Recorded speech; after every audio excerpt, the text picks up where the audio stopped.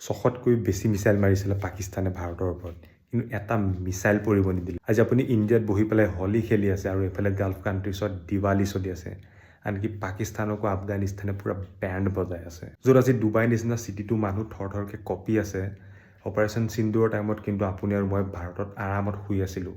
কাৰ কাৰণে? কেৱল ইণ্ডিয়ান মিলিটেৰীৰ কাৰণে। তো এটা কমেণ্ট ইণ্ডিয়ান মিলিটেৰীক থেংকছ কৰি পেলাই নিশ্চয় লিখিব। আৰু এটা ইণ্টাৰেষ্টিং কথা কওঁ আপোনালোকক, চাওক USA আজিকালি য'তে মন যায় ত'তে এটেক কৰে আৰু চুপ্ৰিম লিডাৰ্ছবিলাকক হয় মাৰি পেলাই, নহ'লে কিডনেপ কৰি লৈ গুচি যায়। কিন্তু USA যদি ৰাছিয়াৰ পুটিনক কেনেবাকৈ মাৰিবলৈ চেষ্টা কৰে তেতিয়া কি হ'ব বাৰু? ৰাছিয়াৰ ওচৰত এনেকুৱা এটা ডেঞ্জাৰ ছিষ্টেম আছে যোনটো আপোনাৰ ডেড হেণ্ড ছিষ্টেম বুলি কয়, যোনটোৱে ইমিডিয়েটলি 4000 নিউক্লিয়াৰ মিছাইল এক্টিভেট কৰি দিব।